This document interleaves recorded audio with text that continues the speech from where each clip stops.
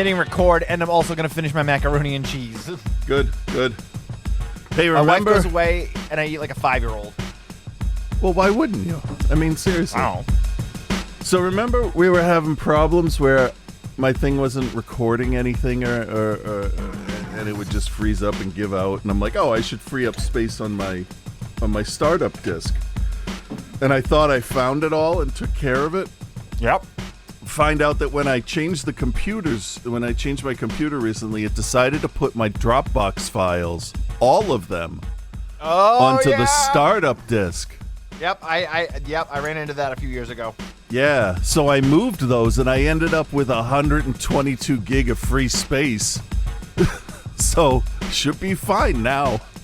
We'll see. Jesus Christ. Sorry, I'm finishing eating my lunch. I apologize. I'm trying to talk over it so people don't quit the show. If they haven't quit by now, a half a bowl of macaroni and cheese isn't going to make them run away. That's true. It's not a big bag of chips or Werther's hard candy that you have to chew through. Or a bowl of cereal. Although a bowl of cereal sounds really good right now. That depends what kind. That's true. Anyway, welcome back to Outside the Cinema, your weekly source for cult movie discussion. Yeah. Yep. All right, last bite. So since Bill gave me shit last week about picking movies I'd already watched, he got what he wished for. And I picked 2 movies I'd never seen, but have been on my list of stuff that's like, all right, I hear people mention these all the time. I should probably give them a look. And now I regret it. Well, now I know. I regret it. Chris, what are the movies for this week? The first one is one that in this found footage movie group that is filled with, I swear to God, the most mainstream people. There's a movie called The Fear Footage, and there's 3 of them. There's The Fear Footage. There's a part 2. I don't remember what it's called, but the third one is like The Fear Footage 3 a.m. What I didn't know when we started this is that they are anthologies.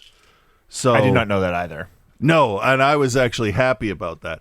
But the second one is one that looks like it could be a decent companion piece to As Above, So Below. And we'll tell you whether or not it is, and that is called The Pyramid.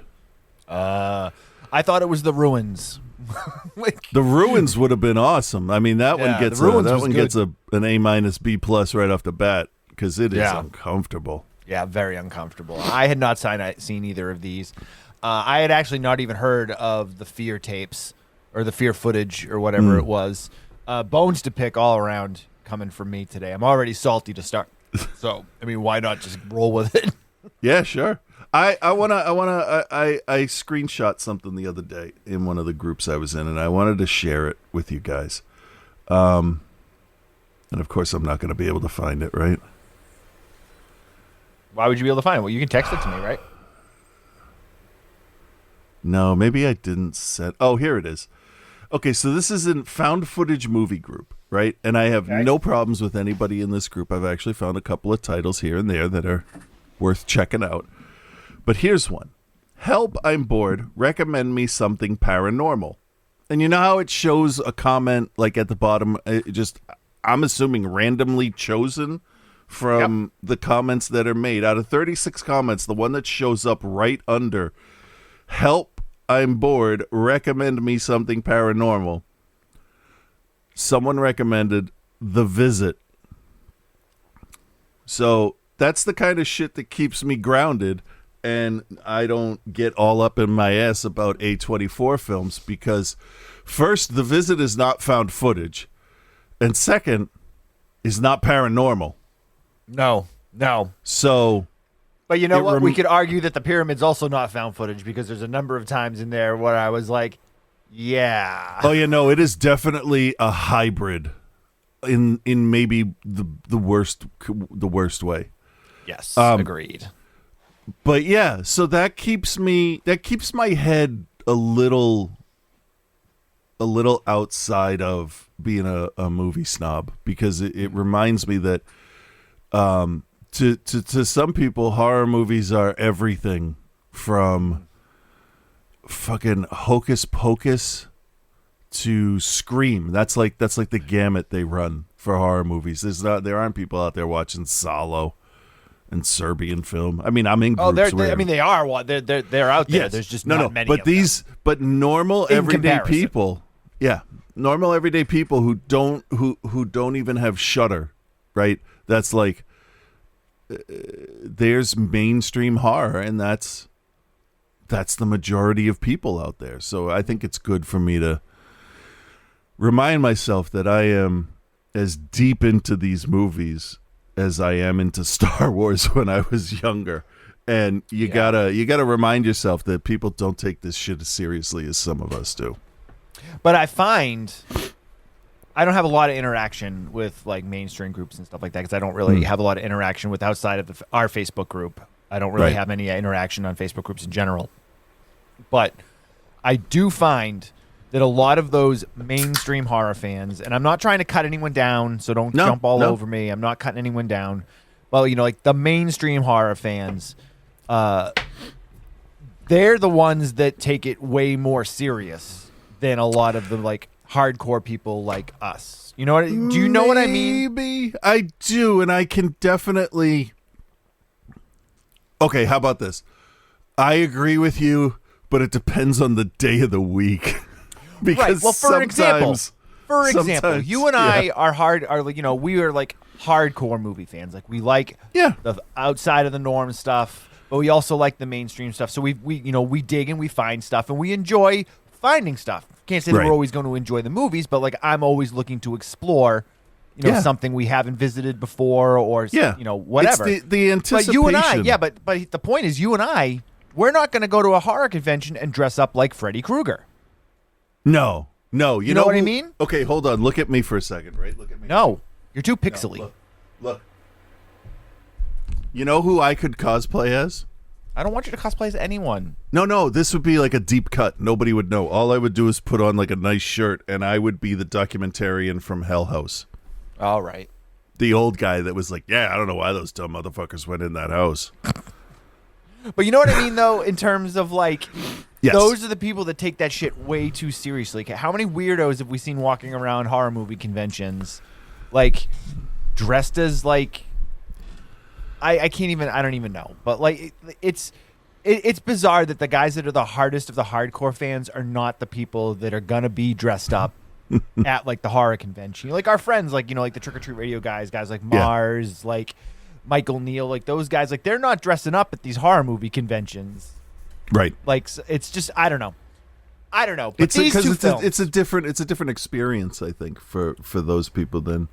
But then again, like I can suggest movies like Hagazusa or Hellbender, and people fucking hate it because it's like, when is this gonna start? It's like, well, it fucking did when you pressed play. So like, it's settle over. down.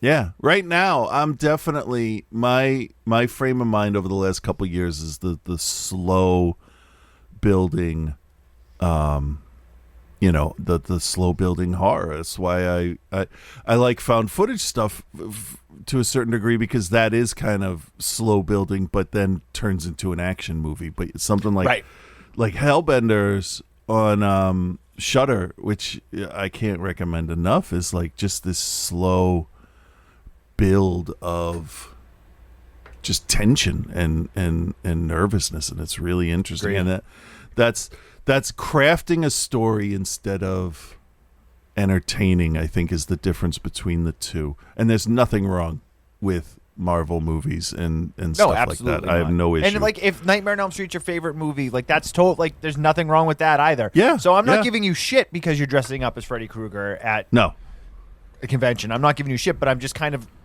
trying to give some like idea of like the difference in fandom. There's no right or wrong way to be a fan of something. I guess there's probably there's like a wrong way to be a fan of something, but like there's no one right way I think to be once a fan you of cross something. that line, you're not a fan. So we can say that with 100%. Okay. Yeah. For sure. Because then you're just we got to get moving though, bud. I'm sorry. That's right. I know, you got shit to do. I got baseball to coach. I got videos I got to edit. All right. Patreon.com/outsidethecinema is the Patreon. If you sign up there for a $5 or more monthly donation, you get full access to shows when they're released early, plus access to the show archives. It's the best way to support the show, best way to keep the show alive. Boom. All right, cool. 2018, the Fear footage. So this one's not available on any streaming services included. You can watch it on Amazon, which I actually ended up renting it on Amazon because the version that we were watching that we procured from somewhere.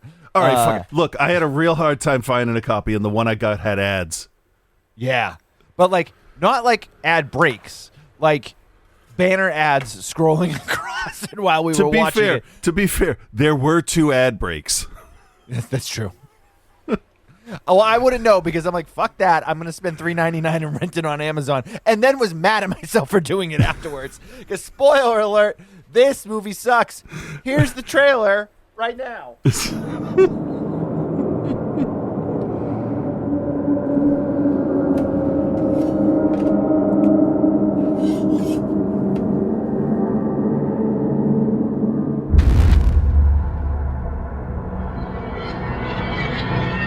This is the police! Yay! Come out now! I've been hearing strange noises coming from this wooded area out back of my apartment building.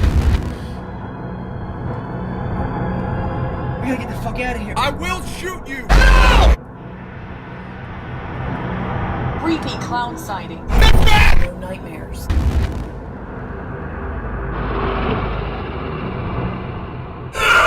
Dark Bluff Police Department, come out now!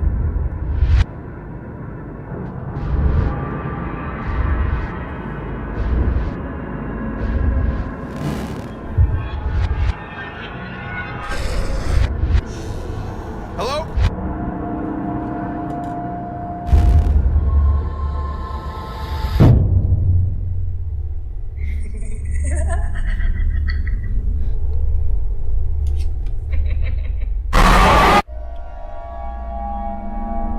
All right, the Fear footage. I can't believe there's 2 sequels to this, man. Maybe they got better. Honestly, I'm gonna pay. I'm gonna pay let's for be the honest second. here for a sec. They can't I'm get a gonna whole pay- lot worse. I'm gonna pay for the second one to make up for the fact that I didn't for the first. I think that's only fair. Yeah. I saw actually when I started watching it, I saw that there was the other 2 films listed on Amazon. And I was like, hey, I'm like, all right. I'm like, there's 2 sequels, so maybe this will come out pretty good, and then I can watch the other 2 and be like, cool. But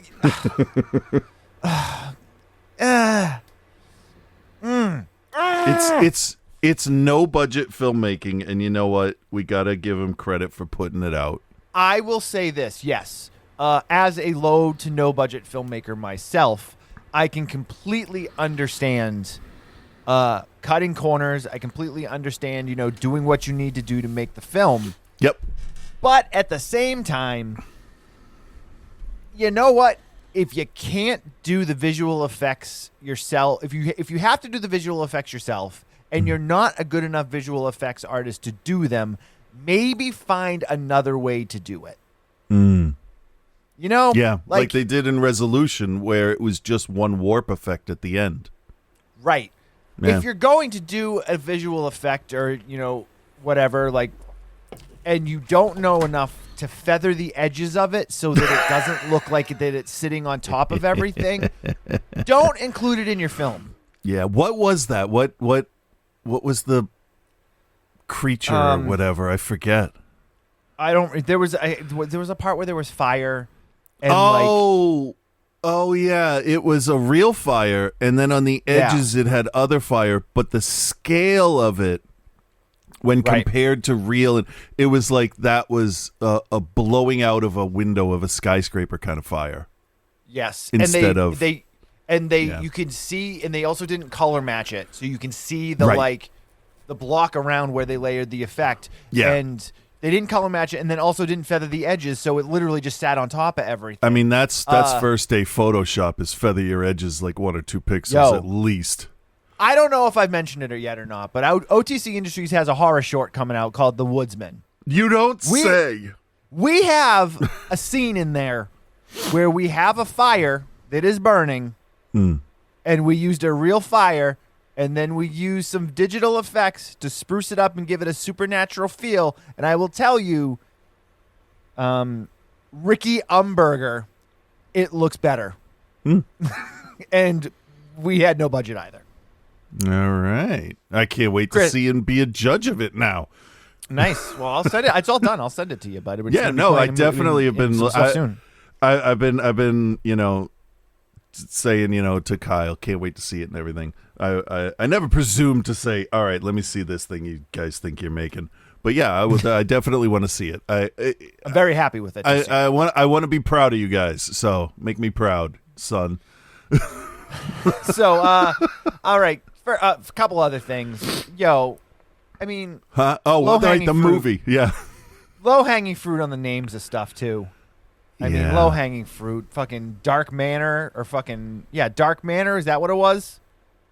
It was dark something. I can't. There isn't even a Wikipedia page for this. So No, and if you go to the IMDb page, there's no cast listed. there were no credits either, were there? No, there was no credits, no cast, no. The only person, literally the only person listed, is Ricky Umberger, writer director. So he's listed as the writer, director, and the editor.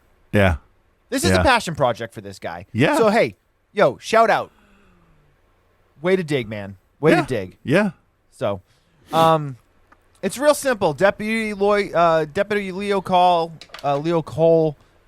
responds to a call from a 911 call that we hear at the beginning of the flick, where a guy is like, "Hey, I live on Hangman Place Manor, Sure. and there's a house here that got tore down." Yeah. Yeah. And it's like, what? It's yeah, back. This girl murdered her family and they tore the house down, but it's here. And the guy's like, "Listen, I know it sounds crazy, but trust me, it's here." And the lady's like, "All right, we'll send an officer over." So, man, and so much of my disdain for this movie comes immediately with the guy playing the police officer, which I'm assuming is Ricky Umberger. Yeah. So they do body cam, and this Yeah. is one of these things. Like I love found footage movies. We've discussed this many, many times. You're Yeah. a huge fan of them. I'm a huge fan of them. I've grown to love them immensely over the years when they're done properly. Right. Why is that dinging here? But I just have a really hard time with found footage stuff when you shoehorn in things to make it look like it's supposed to be natural, but like it makes it super unnatural. So like the cop is in the police car and his phone rings. And he picks up his phone, holds it in front of the body armor, the body cam, so that you can see that it says wife. Okay. What is Ellen in your telephone as? Probably her Ellen? first name. Yeah. Yeah, my wife's name is in there under Melissa. Right. I know that I'm married to her. Wait, not even Mel? Just like in case somebody finds the phone, this is her full name kind of thing? Probably. Because I know you call her her. Mel a lot. That's why I was asking. Yeah. But Okay. like it says Melissa. It doesn't say what my wife. It doesn't say my wife. Yeah. Yeah. Although it should say my wife and then in parentheses say Borat voice. But like he picks up the phone and comes in front of the camera and says wife. And then he proceeds to answer it. Yeah. And again, does the thing where like he holds the phone like this and like talks into it so that you can see that he's talking into the phone Yeah. and asks the most mundane questions. Yeah. Is Timmy Yeah. asleep yet? Yeah. Bedtime. Goes into the house. First so he's like, all right, I'm going to check this call out. It's probably nothing. And we get to the house. And I can only assume that Ricky Umberger called his favorite aunt that's a hoarder, and was like, Auntie May, can I film a horror movie at your house? And she's like, sure, Richard, that's fine. and then he films at the house, but again, it's done through a body cam, which I'm assuming is a GoPro. Looks like GoPro footage. Okay. And has the light, the like very specific light that only lights a circle directly in front of you. So he video walks game around the light, house. yeah. Yeah, so he's a policeman again. He walks around the house. 10-4. Outside looks quiet. Nothing here. I'm gonna go inside. Yeah. Goes inside. proceeds to look around the house. And again, this house is like a hoarder's house. It's like everybody's grandmother that never threw anything away. Oh, yeah, they literally did nothing to change the sets. It's just all the mail and everything. So I'm like sitting there watching it with the girls, and I'm like, hey, I guess this ghost house still gets mail because, look, it's all on the sofa. Yep. All of the mail. So he's looking. Anybody in here? Anyone in here? So nothing weird's going on. He walks by the living room and the TV turns on. And it's static. And he walks over.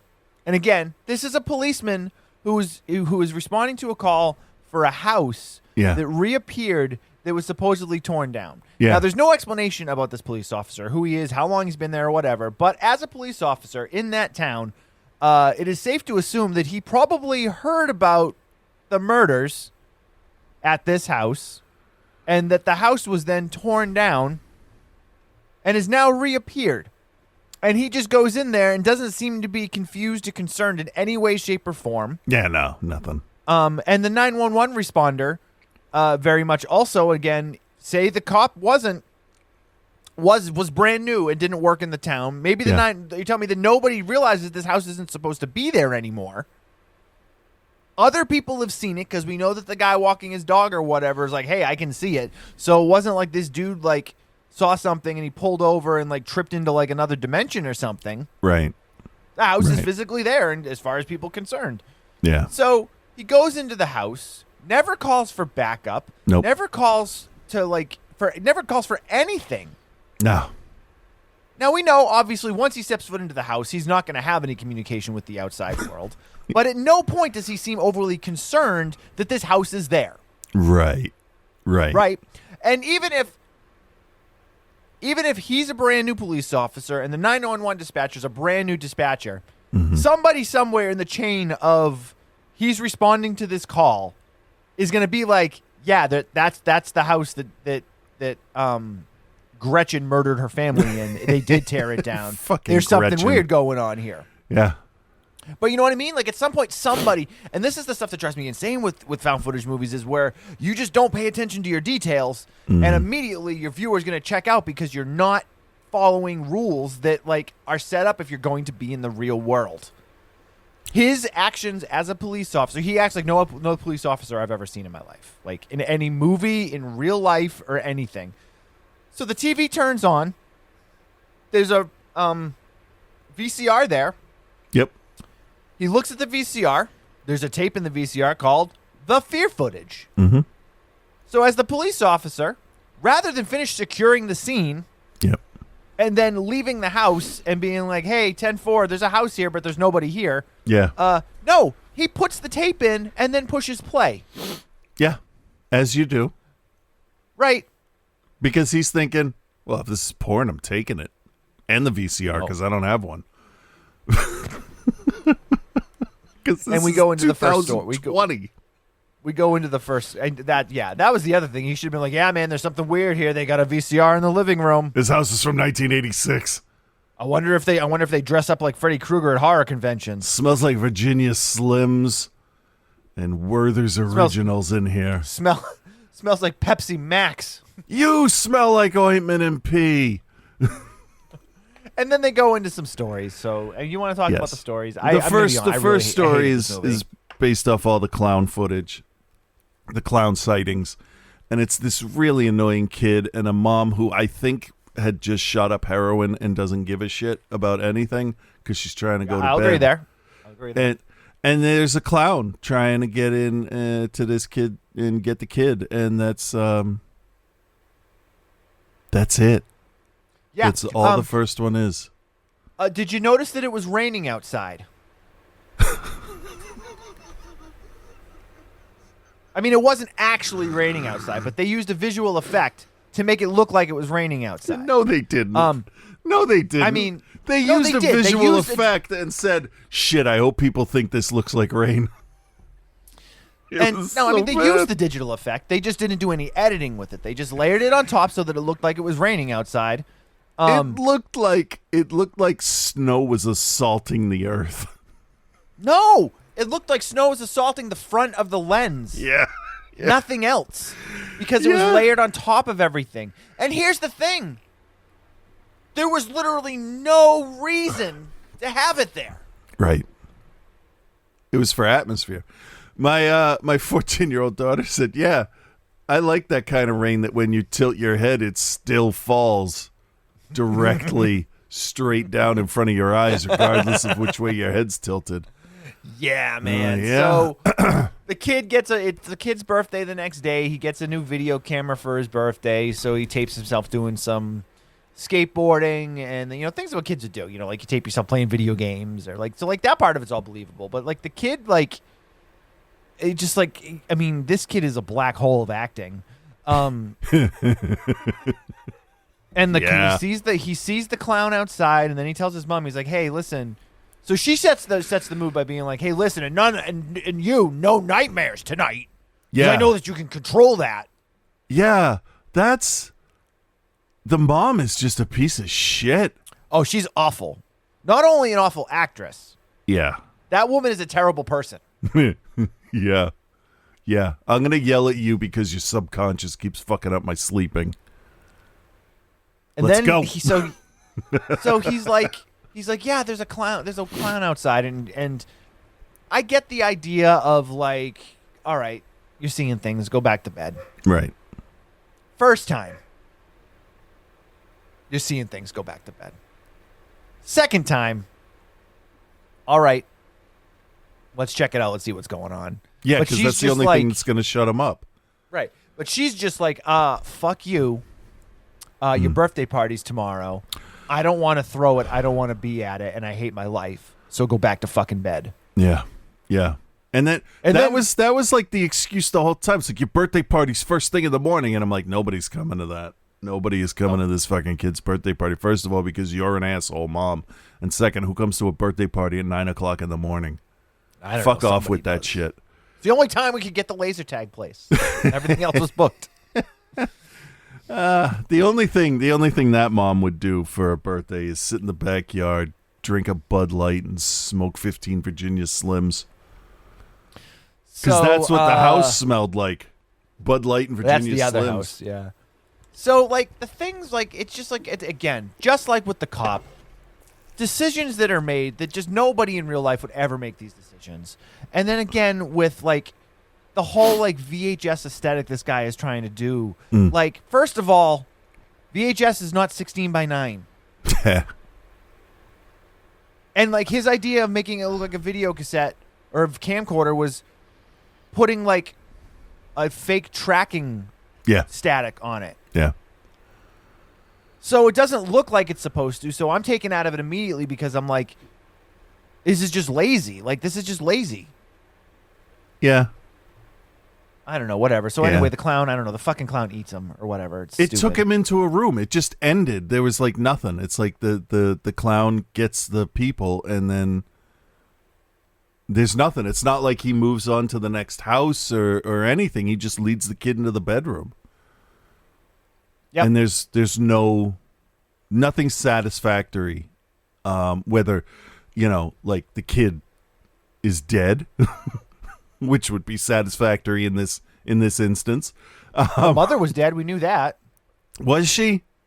Yeah, remember he went downstairs and like her like jaw was torn off or something. Oh, okay. You didn't know That's because right, it looked so that's right. fucking bad that you were like, oh. That's right. I had said to Rip as we were watching it, because it's all those shots down that flight of stairs, like you get in Hell House to the basement. It's a lot of those shots down the stairs, and I said, Rip, you know what would bring this movie from abject failure, which is where it's at right now, to amazing? I said, what if gallons and gallons, like a human body's worth of blood, just was flung at that corner landing?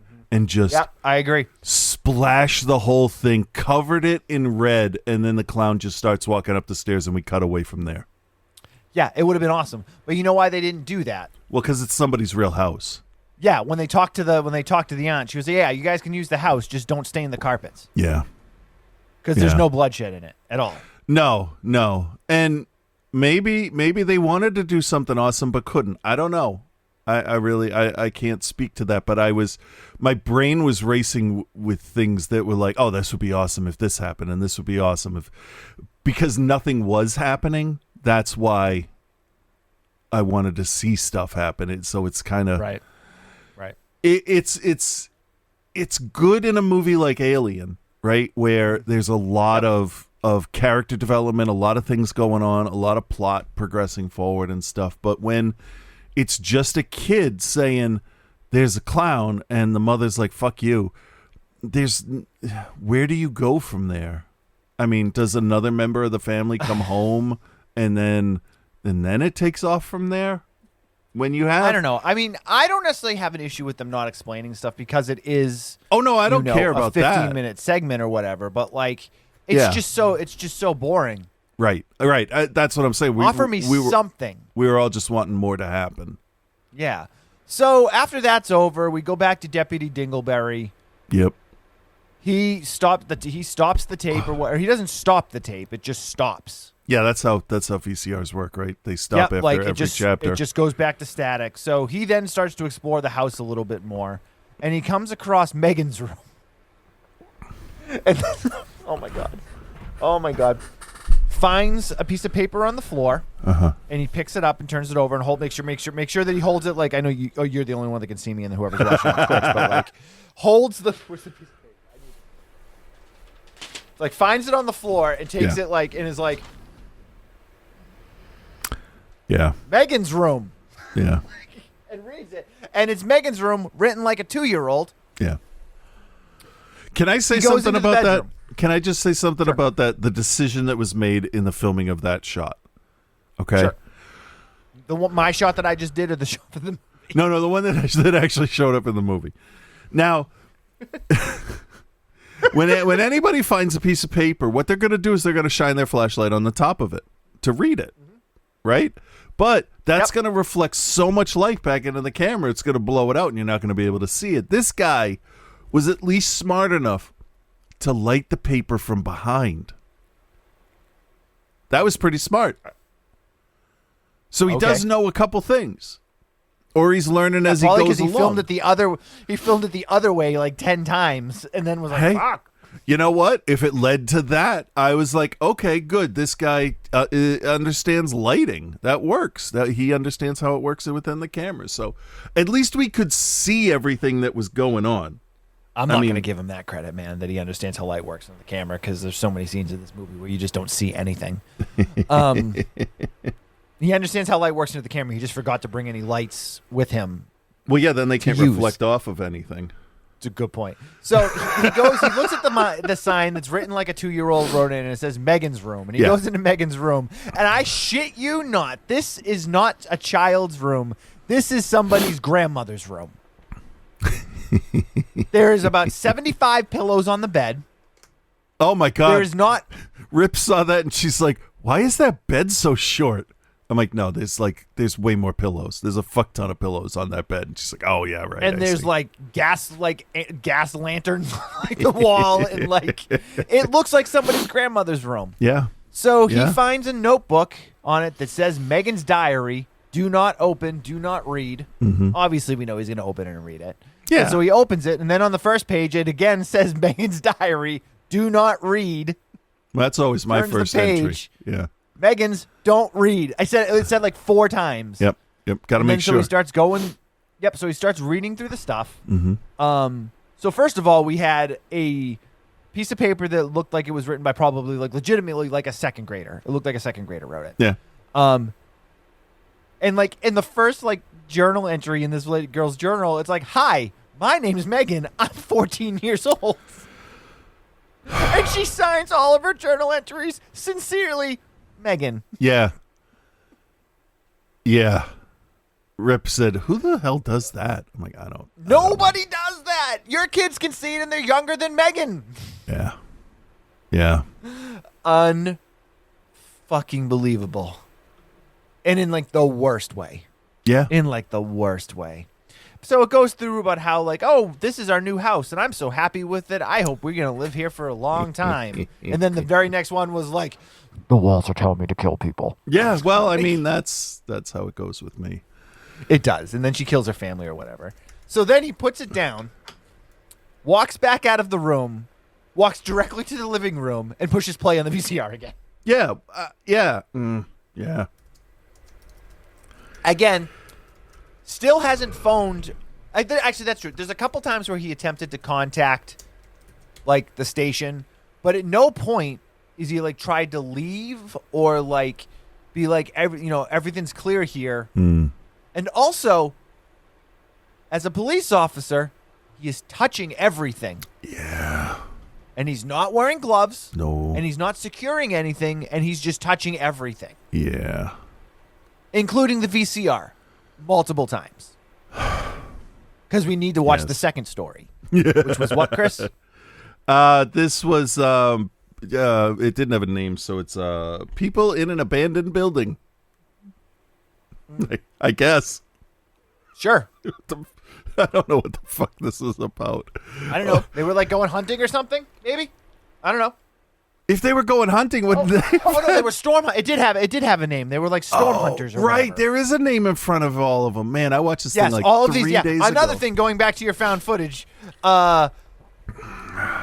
he pushes play on the VCR, and then it gives you the story, which comes up with like a name made in iMovie.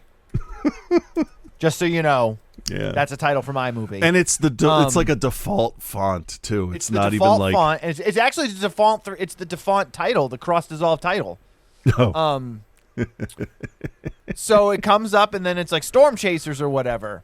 And again, with the fucking like, I get it. It's a found footage movie, but like at least make an effort. So they're like, the guy's like, "Hey man," he's like, "We're gonna like go storm hunting," and the guy's like, "Cool." And then of course the guy with the camera is like the biggest fucking jackass and asshole you ever met. Yeah, what is it? And he's like, "Hey man, you got shitty pizza cameramen? here." Yeah. Well, that goes back to the whole thing of like found footage of like you're just pushing it too hard and you're trying too hard. Just let the person be fucking normal. Yeah. And so the guy in the basement is like, "So I built this camera, and it's a head camera, and like so it's gonna revolutionize the storm chasing world." And I'm like, dude, have you ever seen a GoPro with a fucking clip that goes on your hat? Like that was invented like at least 10 years before this movie came out. Yeah. And the guy's like, "It's an ear camera. It's gonna revolutionize the game." I'm like, "Oh well, there's your opportunity, so you can have a second angle." Yeah, because they didn't have those on their helmets in Aliens. Nope. Back in 1986, filmed in 85. So 85. Fucking. You know what was an actual game changer was in VHS, those Buddy Holly glasses. Yes. Yeah. Which are now those Ray-Ban Facebook things or whatever they are. They're like a camera now. Yep. So they're like gonna go chase storms or whatever, and like they go pick up a couple of other friends, and they're driving out to the middle of nowhere, and they hit somebody crossing the street. So they're going storm chasing, but like they're like out like driving to the middle of nowhere, and storm chasing never even like it's not even like he put the fake rain in the first one, but this one he didn't add the fake rain to, and these guys were going in storm chasing. And, like, you could have added some thunder and some lightning in the background. And, like, it's bizarre. So, I don't know. They hit this guy, and then somebody starts shooting at them. And they end up in an abandoned building with, like, this weird cult and this weird monster thing that was definitely bought at Spirit on clearance. Man, it sucks. Okay, so this feels a lot like Bone Storm that we were talking about last week in VHS 2, I want to say. And, I was okay with this one because they find this abandoned building after they hit the person, and they're chased by these people in black masks and robes. Okay, fine. And then at one point there's this giant vampire-like creature that crawls out of a crypt or whatever. I don't know where it came from. But for the amount of time they showed it, which I think was twice and probably all of about 3 seconds combined, I was like, holy shit, that's surprisingly good. All right, good on you, movie. And then it wasn't any better for the rest of it, but one good monster surprise can actually, bring a movie up a little bit for me. So I was okay with the giant spirit Halloween monster because I definitely didn't expect something bigger than a human or something with horrific makeup on or something. Chris, you didn't like it, slut. I know. I'm trying to be. I hated it. I'm trying to, there's got to be some positives here, right? Well, because the poor guy that made it's probably going to hear this and be like, these fucking assholes. I know. And he'll watch Survival of the Film Freaks and be like, oh, everybody's just sitting still, huh? Mm. Try moving, asshole. Try a tracking shot. You're not treading any new ground. Oh, now, to be fair, we're making fun of a person that we'd probably get along with. Yeah, right? Honestly, and I would work with him. Yeah. So we go back to the fucking Deputy Dimples over here, and he's now walking around the basement. Now, I want to add that, like, nothing has happened in the house with this wraparound story with the cop to this point to make anything it's just seem tension atmosphere building to nothing so far. I mean, it's supposed to be tension atmosphere building. Yeah. But, like, I just couldn't get over the fact that, like, they just, like, rented somebody's house and then just filmed in it. Didn't do any type of set dressing or, like literally, I'm willing to bet it's like this dude's parents' house. Yeah, because when we look at something like be. Paranormal Activity, which is Oren Pelly's house, it looks like they live there, but it's not lived in. You know what I mean? It's like ready to present to prospective buyers. Kind of. That's the staging of the house, if you will. It's not overdone. Right. There's not, a load of laundry on top of the exercise bike or anything like that. Because you don't want that to distract from what's going on camera. Right. I mean, in a way, So- you could argue that the lived in look of the house was on purpose, or it makes it creepier, or it shows that there is something doesn't. happening when people weren't there. It could have been what they were going for, but I don't know. No, what they were going for was we have tonight to film this, and that's it. Hey, at least they had a house, and it wasn't like an apartment trying to pretend to be a house. No, because they used the apartment in the third story, which we're going to get to. And to be honest, I don't know if I remember the third one. It was the one where the guy. Okay, so the third story. So obviously the cop again goes back to the living room after inspecting more of the house. Yes. Doesn't attempt to leave or doesn't have apparently anything else on his plate for the night. Goes back to the living room again and turns the VCR, or does it? Well, he just pushes play again. Right. And we're introduced to the gentleman from the third story. I don't remember what his name was, but he keeps talking about how, all right, hey, I got my camera and I'm gonna document this because I gotta make sure I document it because nobody believes me. But there's voices and noises coming from the woods.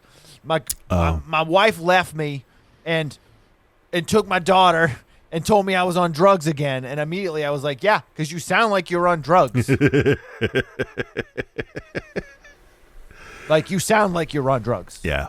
He was a little. Like, but so I'm gonna videotape this just so they know that I'm not crazy. I'm like, well, even if you videotape something, I'm like, they're going to still think you're crazy because, dude, I think you're crazy. Yeah. Yeah. So he's like, I'm gonna set up the camera. I'm gonna tape the woods. I hear weird things like voices and like children laughing and stuff out there. So, yeah. And then cut, and he comes back and is like, so I was on Reddit, and I posted a thread on Reddit, and somebody, I posted about the things that I've been experiencing, and somebody responded, a guy named George, and he gave me his phone number and asked me to call him. And I'm like, okay, yeah, because you should definitely call an unsolicited number that somebody gave you on Reddit. Yeah, why not? Right? Why not? not? That's not a catfish situation. No. No, they're not going to kill you. And I always love when they so a lot of this is recorded with like the voiceover being recorded afterwards. But then when he calls this guy George, they didn't do like a voiceover for George. They just had the microphone on the camera pick up the phone. So, which, in terms of it being a found footage movie, is exactly what you should do. Right. If, in the previous segments in your film, you didn't already add additional music and sound effects.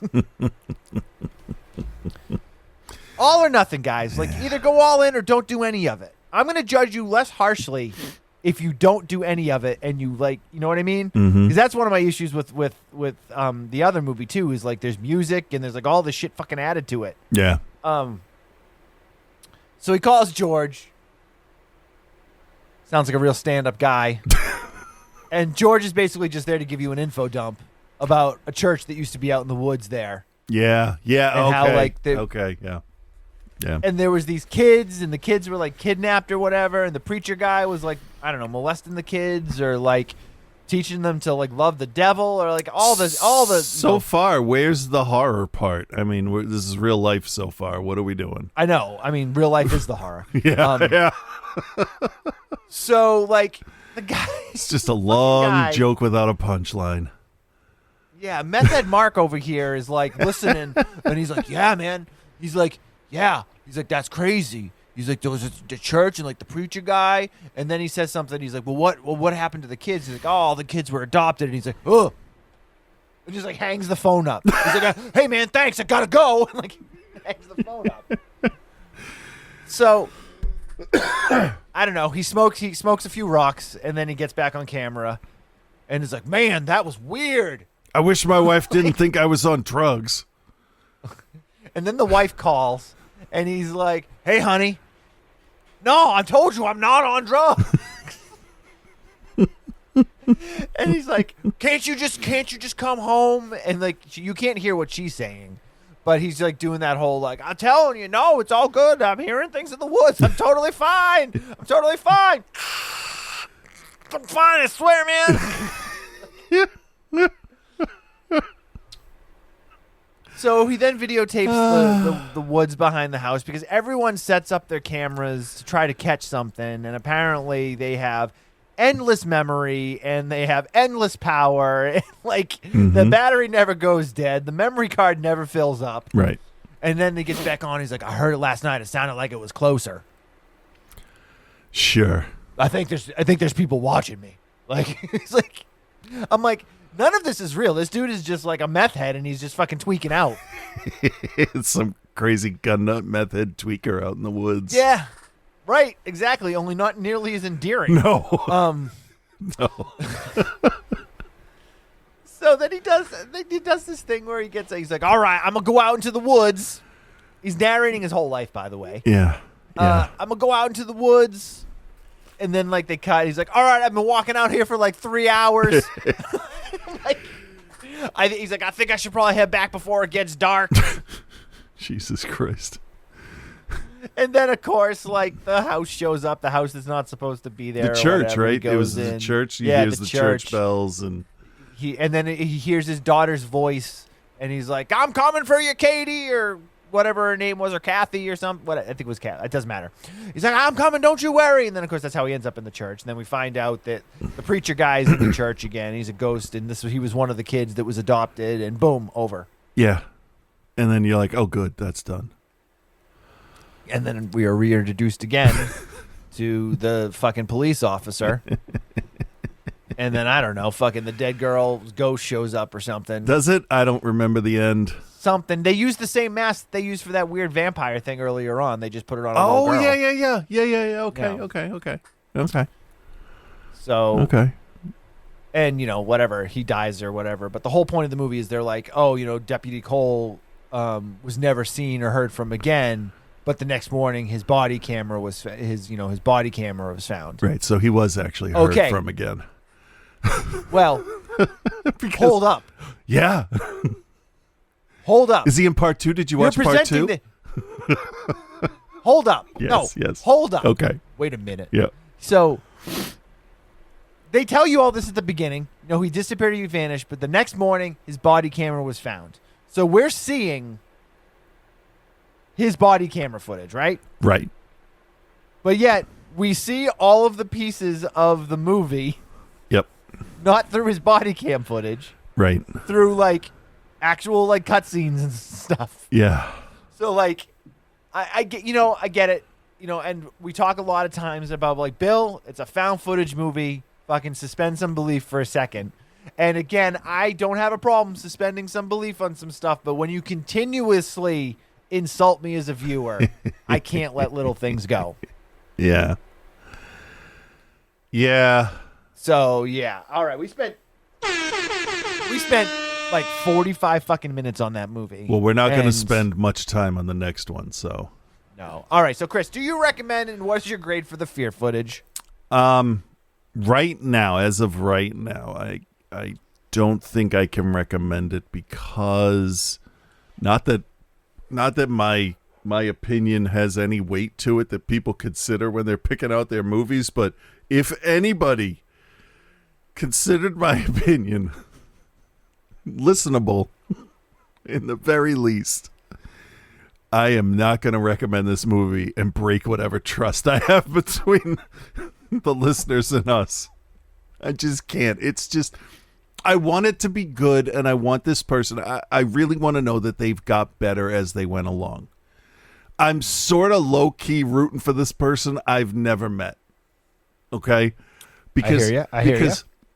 because there is, you can see a little bit of good ideas and a little bit of talent in there, and it just takes practice and working. So I've seen Hercules goes bananas. It gets better. So I'm gonna watch the other two, but as of right now, I'm gonna have to give this a D-. Well, just so you know, Chris, the second one is the same thing where there's no cast listed, and the Good. only person attached to it in any way, shape, or form is Ricky Umberger. Good. I Only don't on wanna this know one, anything. He gave himself a fourth credit as also producer. Well, I mean, that should have obviously been in the first movie too, or Yeah. his aunt, Yeah. or grandmother, or whoever.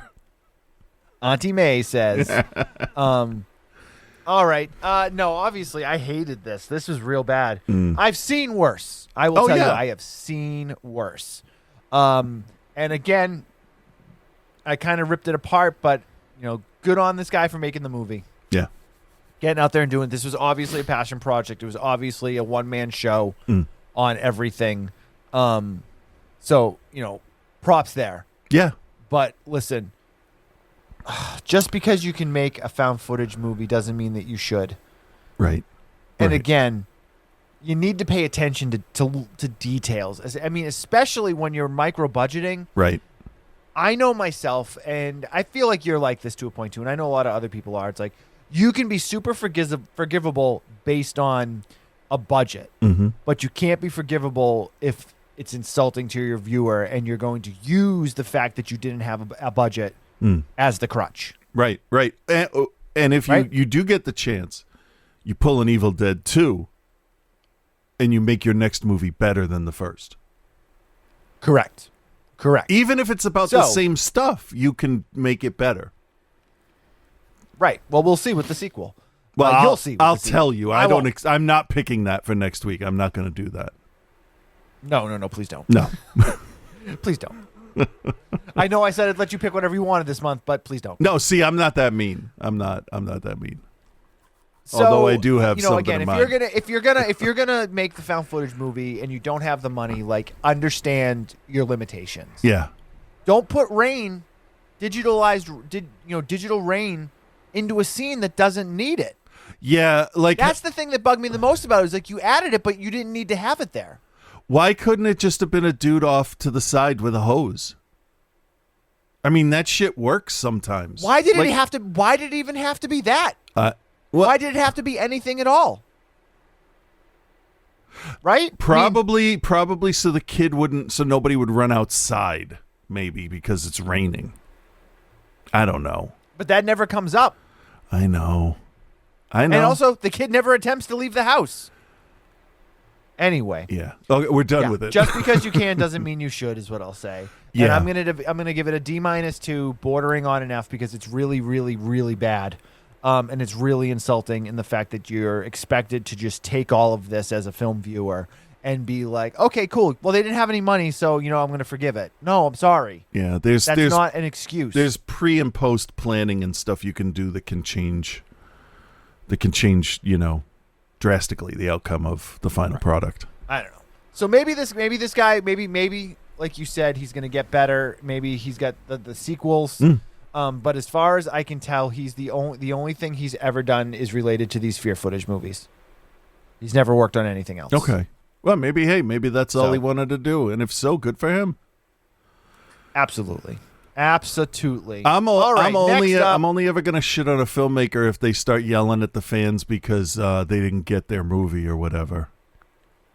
I hate those people. Yeah. All right. The Pyramid. Yeah. Right? Yeah. 2014. I had no idea this was a Fox release.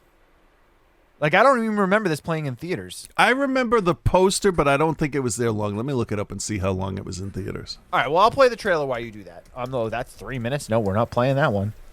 Oh, my God.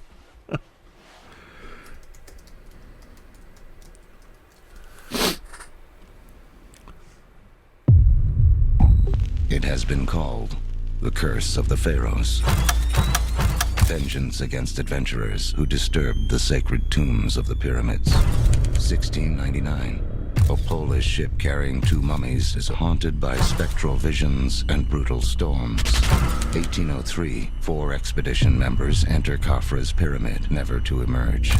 1922. Tutankhamun's tomb is opened, and a series of horrifying deaths befall the excavation team.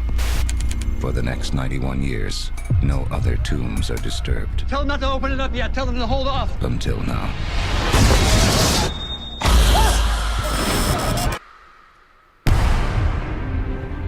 So what happened to him? Toxic air. Usually found in caves, and tombs, structures that have been sealed off. As you can see, the pyramid behind me has only 3 sides, not 4 like the Giza pyramids.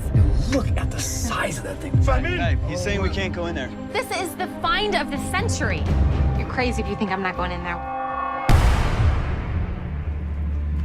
Stay close and don't touch anything. Look at this. What is that? These carvings tell a story. This is a warning. Warning for what?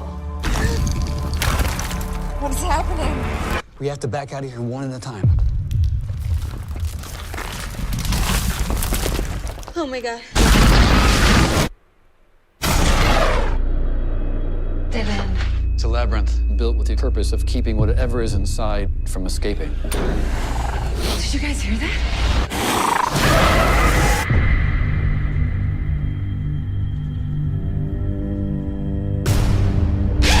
No, it's not happening.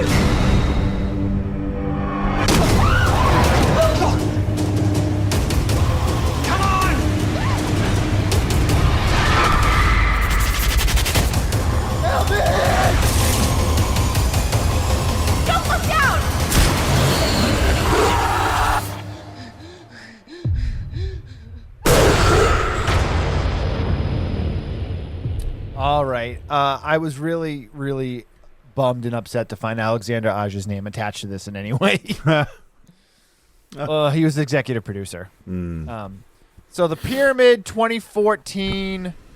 Do you want to know why you never heard of this? Why did I never hear of it? Here are the movies that were out when this was released. Mockingjay Part 1, Horrible Bosses 2, Penguins of Madagascar, Interstellar. That had been out for a month. Big Hero 6, Dumb and Dumber 2, The Theory of Everything. Those are all they made more money than The Pyramid the day The Pyramid opened. Then there was Gone Girl, Birdman, Nightcrawler, St. Vincent, Fury, The Imitation Game, John Wick, the Ouija, Kirk Cameron Saving Christmas, The Box Trolls, Annabelle. All right. You made your point. So there was a lot of other horror as well as comedy and big action stuff. It's December. Nobody wants to see a fucking horror movie in December. You're not wrong. Unless it's Christmas themed. So the director, Gregory Levasseur, French filmmaker. He's only directed this and one other movie, but he worked on a bunch of like the French New Wave movies that stuff like High Tension. He worked on. So as a writer, he worked on. I mean, he worked as a writer on High Tension, and then basically kind of rode the coattails of that through. He worked on the screenplay of The Hills Have Eyes, P2, the Mirrors remake, and the Maniac remake, and he hasn't written anything since the Maniac remake. He was an executive producer on Crawl, which is that one. What was the alligators in the supermarket? Was that Crawl? I think so. So, this film though is a masterclass on how a studio ruins a found footage movie. Masterclass on it. Multiple situations of things where they present you. They open the movie with kind of like that trailer did a little bit in terms of like, giving you some background and some information, and they talk about how they went into this thing in the pyramid and they were never seen or heard from again, but yet they somehow managed to get the footage. This documentary is a testament to it, so they're telling you it's a documentary that they made based on it. So that can try to explain away editing things. Right. But then they leave stuff in that if they edited it, you wouldn't leave it in. Yeah. And then also, there's a number of times where there's shots that are taken from a point where there's no camera. Yep. So this is definitely a mix of. It's a regular third-person film showing found footage, showing first-person elements, I think is the best way to say that. Right. Which is not something you can really do. It has to go the other way. You have to present it as a third-person narrative film, and then mix found footage into that. Yeah. You can't go. You can't start found footage unless you have like a point where like it becomes fully narrative. Oh yeah, you got to pull away from the monitor or show them in the editing booth saying, "I don't know what the fuck we're gonna do with this footage." Right. Yeah. This is really incriminating. We got to do something. Yeah. Right. So you have an archaeological team. They discover this lost pyramid out in the middle of the desert, buried under like 30,000 years of sand or something like that. It is taking place in, what was it supposed to be, 1990? When was the big uprising near Civil War in Egypt? It was like 2001, maybe late 90s, early 2000. Shit, I can't remember now, but around there. Either way, it's taking place in a time of major civil unrest in Egypt. Yeah. There's talk of a civil war coming. They've been doing this research. They're outside of Cairo and outside of a lot of the stuff, so it's not a big deal. It's a father and daughter team. She is very much like inclined to use new technology like satellite imaging and all of these other things. And they're trying to figure out where this pyramid came from, because they know it's a lot older than the other ones and it looks different than the other pyramids. So there's definitely something weird going on with it. We then have a documentary crew, and I'm not even giving anyone names because nobody in this movie is given enough of a character to deserve a name. Yeah, that's true. They're there to basically, document the whole thing. They talk about how there was a deal made back in the States before they started and how they were going to film everything, and wherever Nora was the girl that was the main, the female archaeologist, wherever she went, the film crew went. Right. So I will say this, I didn't finish this. I got to about, 15, 20 minutes left, and I had to tap out. And I just couldn't, and I think if I hadn't watched the fear footage already, I would have slogged my way through this, but I had to pick Travis up and there were some other things going on, and and then I didn't get a chance to get back to it. So with that said, though, it's an hour and a half, and I watched about an hour and 15 minutes of it, and I think I know exactly where it was going, because I was like, I know I have to do the show, and I still don't want to go back and watch the last 15 minutes of this. So I'm going to tap out and let Chris say his piece and then add a few things here and there. So back in the 80s, the Children's Television Workshop made a movie, or a made-for-TV movie called Don't Eat the Pictures. And that was Big Bird learning about Egyptian gods and stuff, and we learned about Osiris when I was very little, who weighs your heart against a feather to judge how, your worthiness for the afterlife. And then Moon Knight takes it a step further and informs everybody about the god Amit, who, if your heart is not lighter than a feather, eats your heart, and then you move on to the next whatever. So the whole idea of this is that there's something running around inside this pyramid, and it ends up being Anubis, who is not a violent god, but in this movie he is, and he also does the weighing and the eating of the heart. So they totally fucked up the story. And a dude gets his heart ripped out. She almost gets her heart ripped out, but then in the beginning we got this bacterial dust that came out of the thing and killed a dude. I thought he was going to turn into a zombie. I mean, he looked like he was going to be a zombie, didn't he? The white eye and the peely skin and shit. And so she, in the end, to let you know what happens, in the end, she gets to the tunnel that led into the place that she can see bright desert daylight. And she falls, and a kid comes, and you think you're going to help, but no, of course, he's your shitty local kid who's going to steal the camera and leave her for dead. But then you look up. Oh, sorry, the movie's killing me. Then the kid looks up, and Anubis is there, and they're all dead. So apparently Anubis doesn't eat cameras, but he'll eat people or whatever. And it was basically, they're not Egyptian, so I don't know why they would have their hearts weighed and their souls, because they're not even dead. It happens when you're dead. You don't murder people just to have something to do. So anyway, that's what the movie was. It was trying to figure out what this three-sided pyramid was, which was huge, by the way. I do appreciate that they showed us that computer model of, well, here's the tip, and it goes down like a half a mile. And I'm like, okay, all right, that's big enough to put all this shit in there that you want to put in there, even with the steep angles of the sides. Because there are some large areas inside this pyramid. Agreed. So that's what it's about. It's about finding out what's going on inside this weird pyramid, and what's going on is there's a giant dog monster god killing people.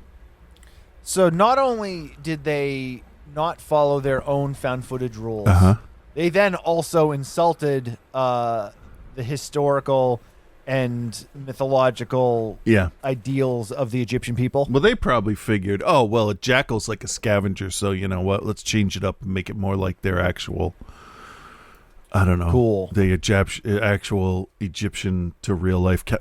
I don't know. Cool.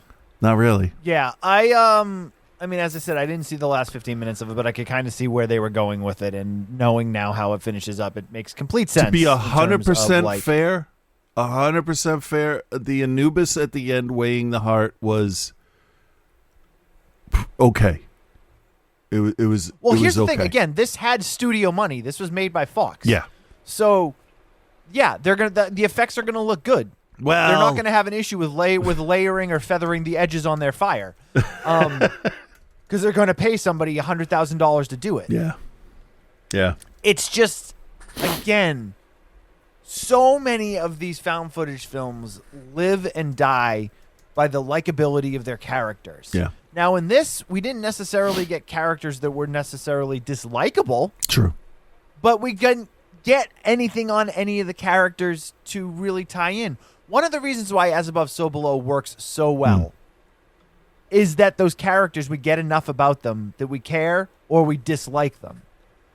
And that's why you essentially, as things are happening, are entwined in it. Whereas this one, like, little things just like when, like, the camera girl, not the camera girl, but the girl that's like the host of the documentary, like, she's gonna go up the thing where she's like I've been a rock climber since I was 5 years old. Up that shaft that.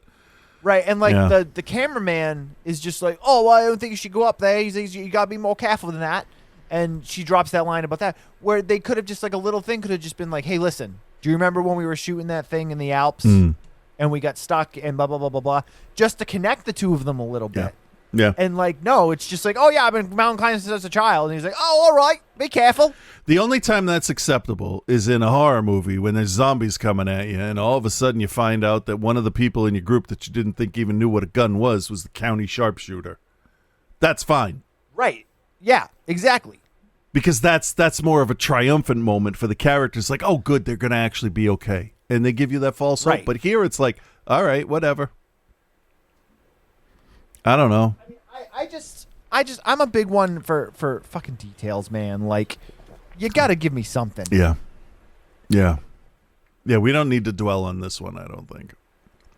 No, and it's like, again, I think it looks good. I think the premise is really interesting. Yeah, the sets were great. The idea, it really felt claustrophobic. The idea that these gods are actually like here on Earth, and like they built this prison for them to be stuck in.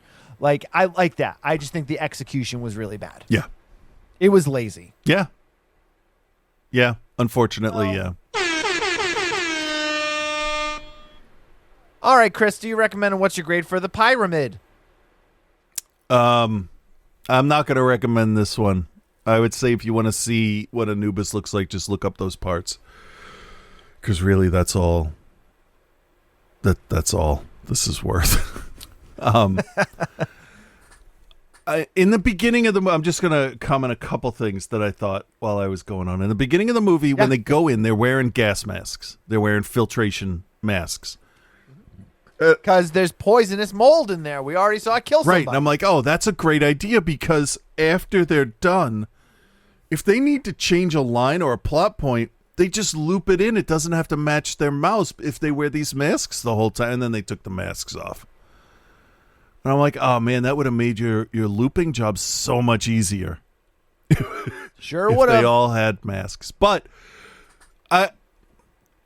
everybody complains about Prometheus and taking off the helmets. Every place takes off their fucking masks. Every movie does, because the actors need to be seen.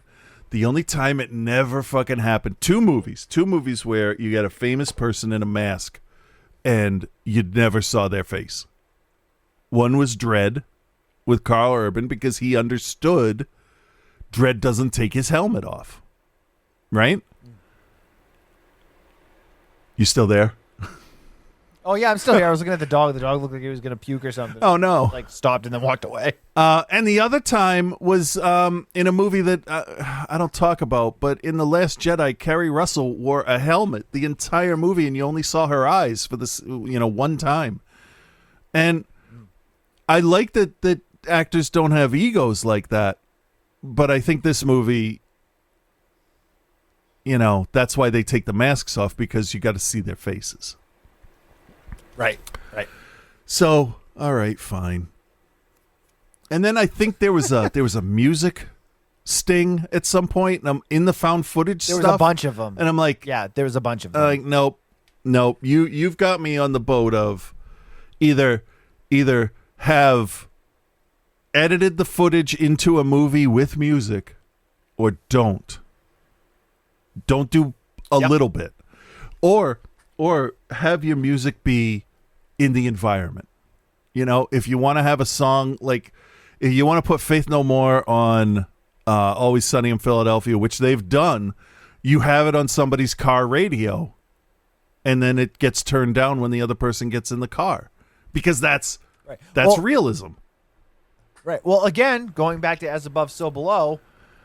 Yeah. The chanting and stuff there, and the point is made very early where the guy's like, hey, do you hear that music? And now you can include it in the rest of the film, and it's never going to seem like it's out of place. Right. The background creepy chanting and the multiple voices, it all works really well. Right. And it goes back to the same thing I always say, doesn't it? One fucking line of dialogue covers the whole thing. Fixes everything. Yeah. So, Okay, well, my grade, I also don't recommend. No, a this. D. I'm going to give it a D. Oh, okay, I'm sorry. Because the CG was better than the other one. Yeah, I'm not going to recommend it. And I mean, I technically didn't finish it, so I can't really give it a grade. Well, 15 minutes, that's fine. You made it past the three-quarter mark. Okay. Well, so here's the thing. Is this a better made film than the Fear footage? Well, yeah. Yes. A lot more money went into it. Yeah. So at the same time, it's almost worse because they put money and effort and like a guy that worked on one of the better horror films from that, as a working a writer on High Tension, like that's a pretty big watermark for you, like that's a watershed moment for you. Yeah. And for it to just be like so lazily done. And I wonder sometimes when you have films like this, and not even necessarily found footage films, but just like horror movies that get into the studio system. Yeah. That I'm sure this probably wasn't something that got made overnight, but all of a sudden there's a point where if you're working on it and you're just you know what, I don't fucking care anymore, and then that's why these always end up being so bad, because all of the script changes, all of the whatever. Everything that's gone through, you get to a point where you're like, well, I have to do this because I'm signed on to do it now and I can't get out of the contract. Yeah. And I still want to make the movie, but now it's I just don't have the bandwidth or drive to make the movie I wanted to make because they're not going to let me make it anyway. I don't know. So I'm going to give it a D- also then.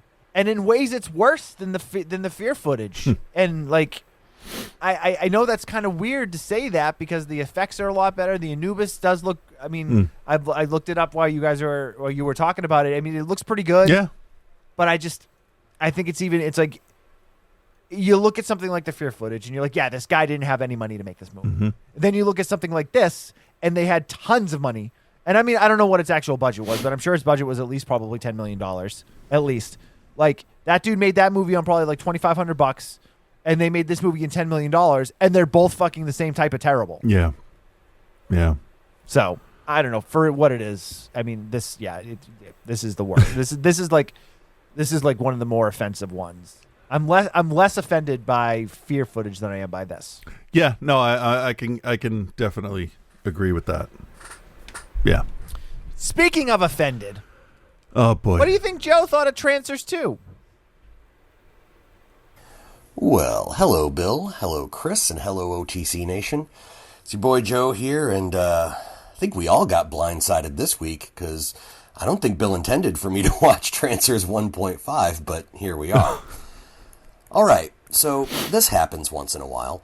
I've found, especially with book series, but occasionally with movies, or sometimes even TV, it's a thing where there's a side story or a connective bridge between books or movies that takes place elsewhere.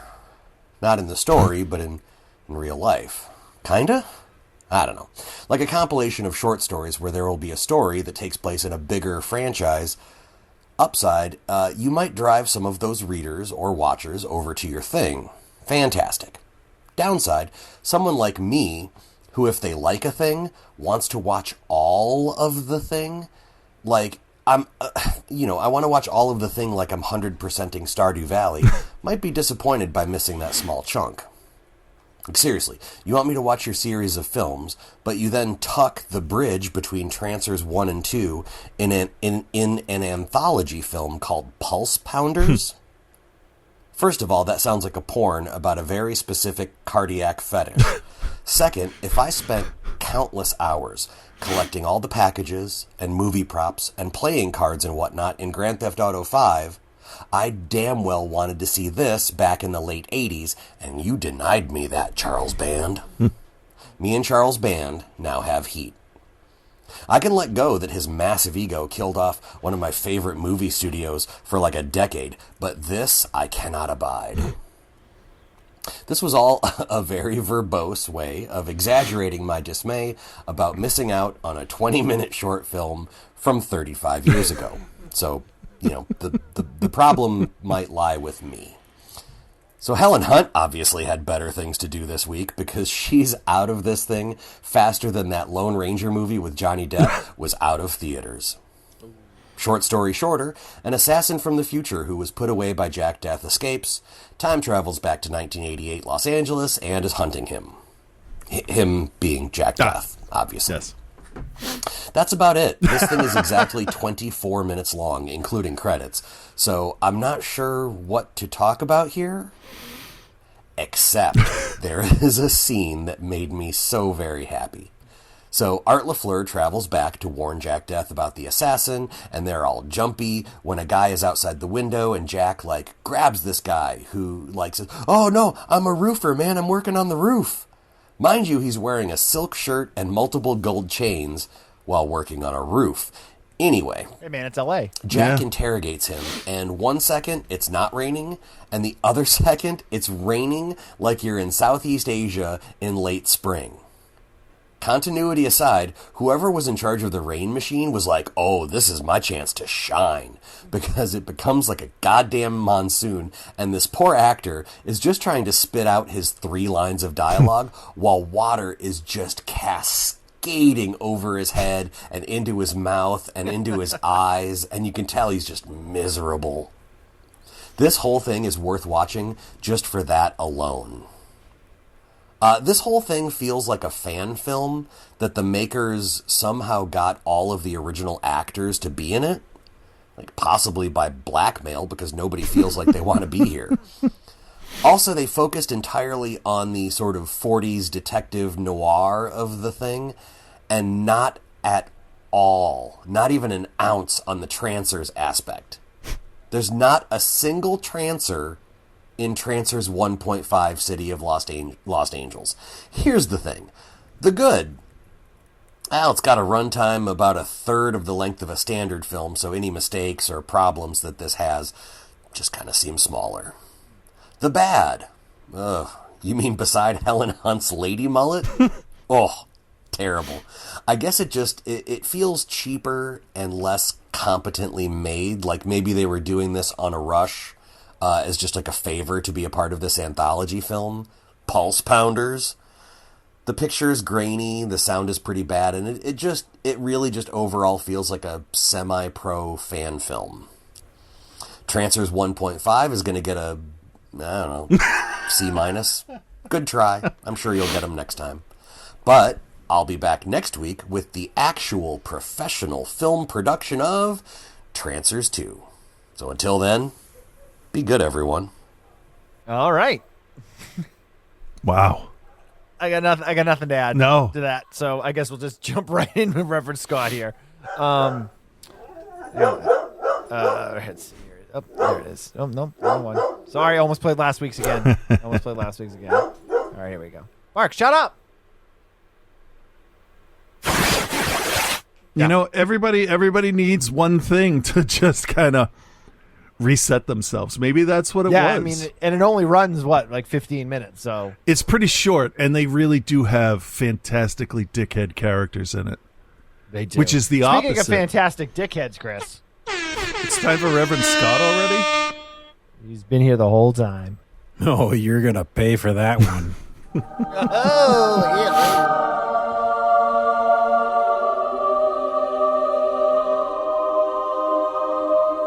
What? Yeah.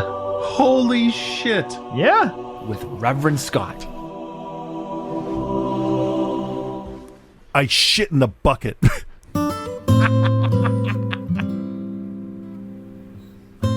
Hey there, Bill and Chris. This is Reverend Scott, and we are gathered here today to do 2 things. 1, talk a bit about a cosmic creature double feature, Resolution and the Endless. And the second thing is a very delicate topic concerning the future of the show. Oh, shit. Something's out to get us now. But before we get into that, let's talk some movies. Chris, what did you pick for the show this week? I picked 2 movies that I'd never seen before. No, you didn't. And much like Chris, again this week, these are 2 movies I've actually seen before. I'm just not going to lie about it. Fuck off. I have to admit, though, it's been quite a long time since I've seen Resolution. Listening to you 2 review this did bring a lot of it back for me. It's quite the mind fuck. Kind of like waking up the morning after having 18 beers, then having 26 more beers. It feels hot. It feels sticky. It also feels like a headache. It's a solid entry into the catalog of films by the incredible duo of Benson and Moorhead. I give them an A. I give your review a B-. And if it were in a vacuum on its own, Resolution may not be quite as solid, but with the addition of The Endless, it does truly get to flourish. Similar to Chris's movie references. Thought we may had covered The Endless at one point, but we did not, as far as I could tell. Yeah, no, I just talk about it a lot.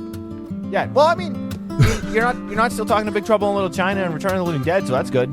No, I got that out of my system. It only took 35 years. Now, I saw Resolution significantly longer ago than I'd seen The Endless, which is very much like Chris, which led to issues when discussing the connections between the two films. So we now know that that's the wife of Michael from the first film. Well, Did you not catch that? No, I didn't. I just thought...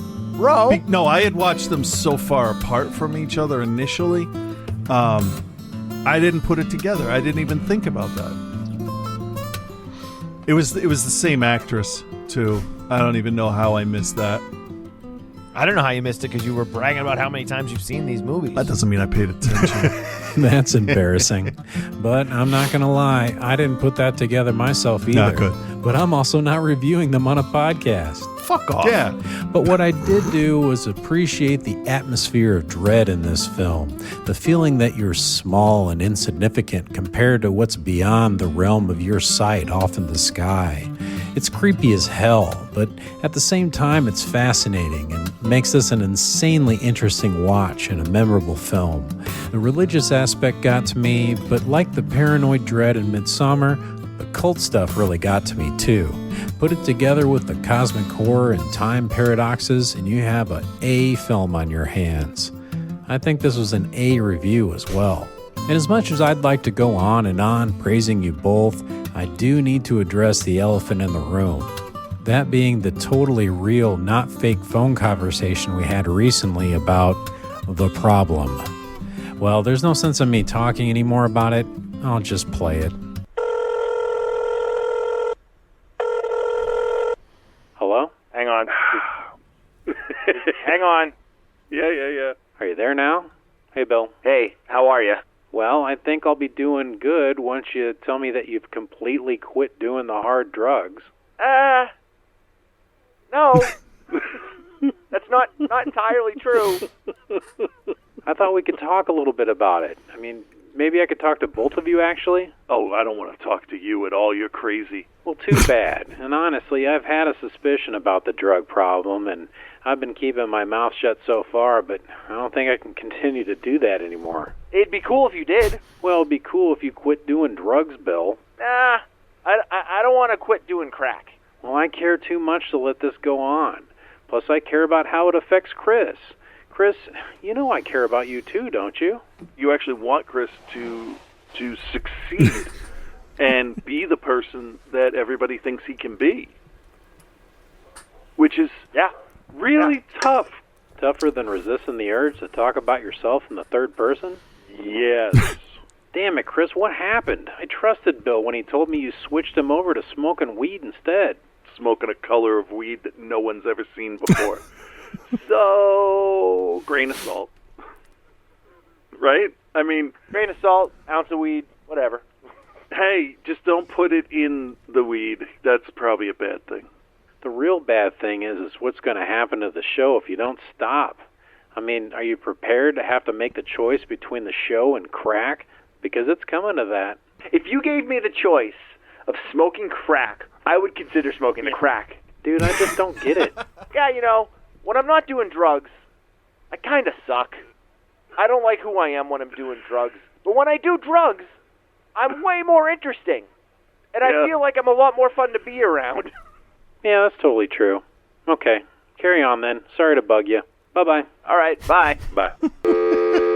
So at the end of the day, the moral of the story is a podcast host needs to be likable and fun. And if crack is the only way you can accomplish that, then so be it. Don't let me interfere. You do you. This is for you. This is for you to your personal journey with Jesus. What the hell is happening? So until our next personal journey with Jesus, peace and love, guys.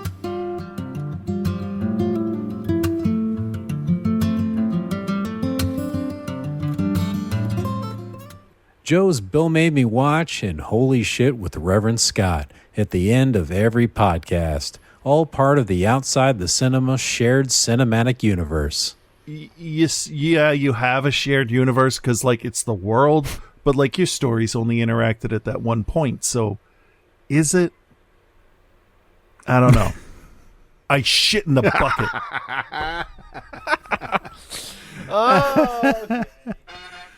Chris, I think you got, what, one more week of movies to choose? Better make it count, you want to know what they are? Sure. You might want to stop the music. Oh. So, it's my last week, and considering I'm probably not going to get another one, here we go. Ready? At least not anytime soon. All right, hold on. I got to click back. All right, so we are going to cover a movie that you have come on record as saying you hate, but I want you to give it another chance. Well, if we have to watch Eden Lake, it's done. I want you to watch. Actually, no. All right, go ahead. What? Give it your best guess. The Big Lebowski? No, it's not my kind of movie. Okay, then I have no. Then I have. I want to officially, on the record, on the show, do a full review of The Adventures of Buckaroo Banzai Across the Eighth Dimension. Followed by... My name is Chris, and I am predictable. Followed by... No, this is to torture you. This is for Strip Nude for Your Killer. Ready for this one? You liked Strip Nude for Your Killer after about 6 years of watching it. Yeah, so you should probably like Buckaroo Banzai at this point.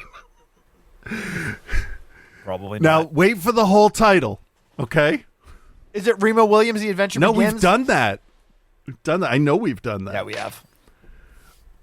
Every now and then, there's a great horror movie. And every now and then... This is not Every one now of and them. then there's a sequel to a horror movie.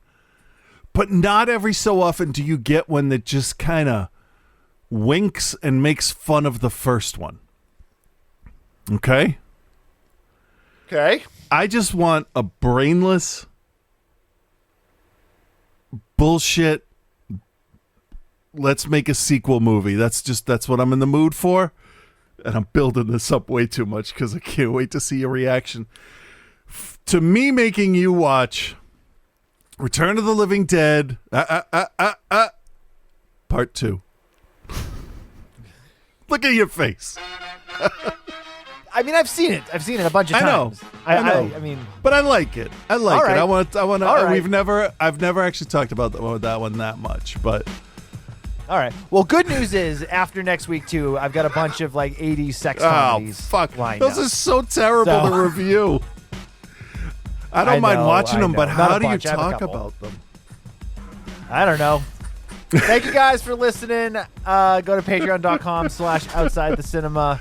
We will be back next week with the films that Chris I mean, we could do chose. Fear Hooray. Footage 2 and 3. That's fine with me. Maybe.